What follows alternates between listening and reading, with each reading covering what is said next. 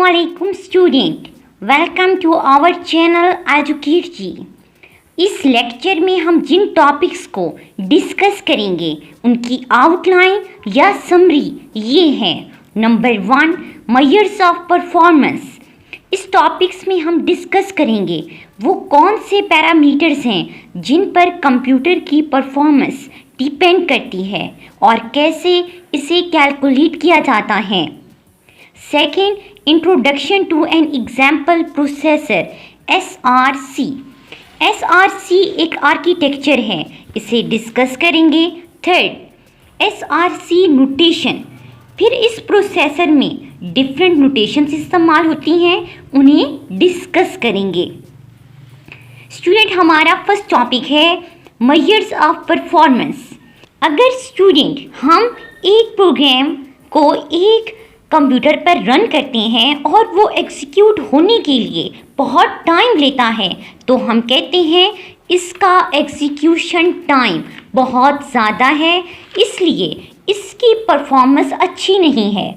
So performance को check करने के लिए कुछ खास प्रोग्राम्स बनाए जाते हैं जिन्हें बेंचमार्क प्रोग्राम्स कहते हैं।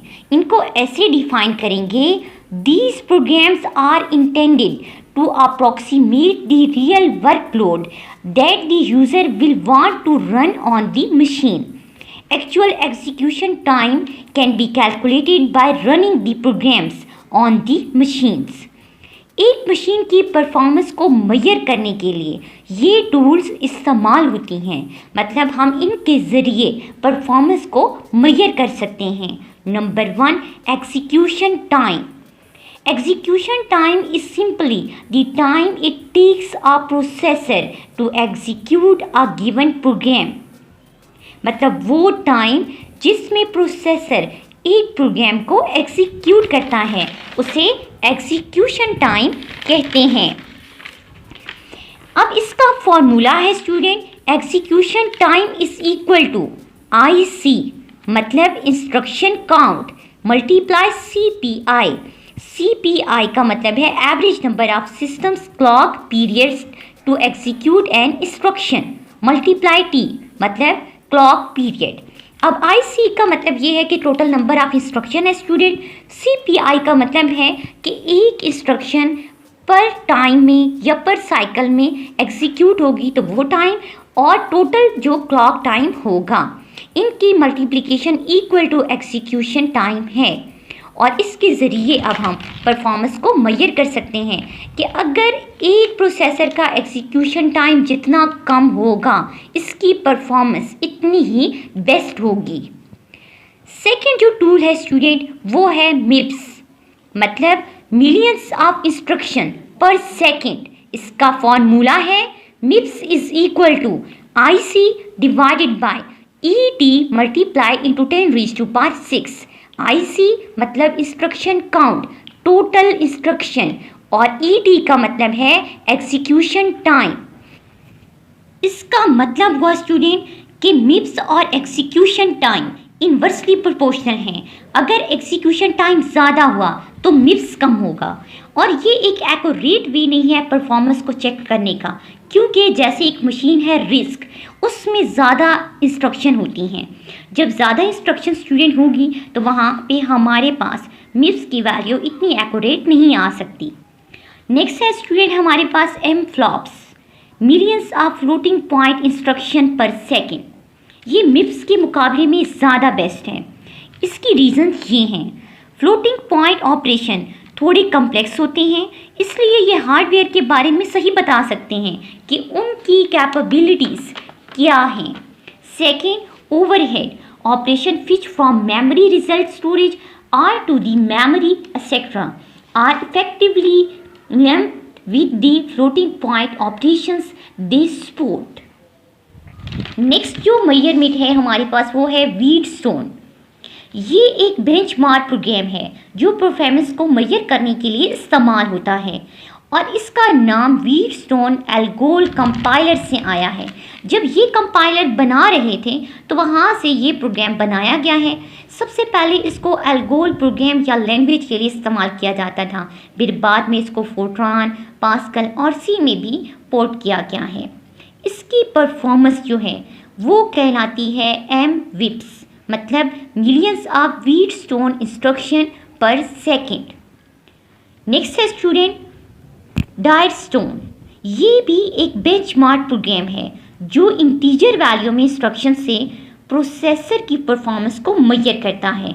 It is a very small program about 100 high level language statement and compiled to about 1 to 1/2 kilobytes of code। अब स्टूडेंट इन दो प्रोग्राम्स को यूज़ करने के कुछ ना कुछ डिसएडवांटेजेस हैं।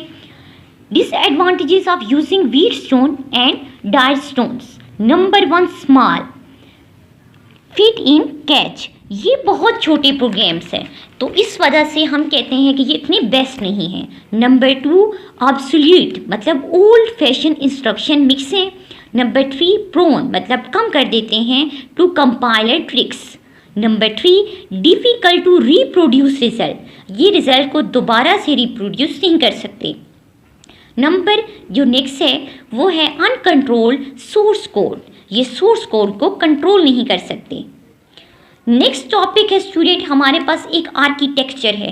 अब इन प्रोसेसर की परफॉर्मेंस को चेक करने के लिए एक आर्किटेक्चर्स डिफरेंट बनाए गए हैं, जिनमें है SPEC, system performance evaluation corporation. It is an association of a number of computers companies to define standard benchmark for fair evaluation and comparison of different processor। ये SPEC स्टैंडर्ड पर मुश्तमिल है। इसमें एक कंपाइलर होता है, एक बूलियन मिनिमाइजेशन प्रोग्राम होता है और एक स्प्रेडशीट प्रोग्राम होता है। और लास्ट पे इनके पास डिफरेंट प्रोग्राम्स होते हैं, वो डिफरेंट काम करते हैं। लेटेस्ट में अब हमारे पास जो SPEC आ रहा है वह CPU 2000 है। इसके फ़ायदे ये हैं, ये पब्लिकेशन के लिए इजी है। सेकंड पे इसमें जो बेंचमार्क है, ठीक है, उसका वेट जो है वो सबका सेम होता है। और इसके अलावा it is not unduly influenced by long running programs. ये इंडिविजुअल बेंचमार्क की परफॉर्मेंस को भी अलाउ करता है। It provide a consistent and fair metric. अब इस SPEC मशीन के आर्किटेक्चर को देखते हैं, जो एक रिस्क कंप्यूटर, मतलब एक सिंपल रिस्क कंप्यूटर है। एट्रीब्यूट्स ऑफ SRC, इसमें 32 जनरल पर्पस रजिस्टर हैं, R0 से R31 तक। हर रजिस्टर का जो साइज़ है वो 32 बिट है। इसमें दो ख़ास किस्म के भी रजिस्टर हैं, एक है PC प्रोग्राम काउंटर और नेक्स्ट है IR इंस्ट्रक्शन रजिस्टर। इसमें जो मेमोरी का वर्ड साइज़ है वो 32 बिट है और उसकी space size 2 to the power 32 bytes है। मेमोरी 32 बिट वर्ड्स को एक्सेस करती है। यहाँ बिग एंडियन बाइट स्टोरेज इस्तेमाल होती है। इसके हम इंस्ट्रक्शन फॉर्मेट को भी देखेंगे और यहाँ से ही नेक्स्ट लेक्चर को हम कंटिन्यू करेंगे। Then stay connect. अल्लाह हाफिज़।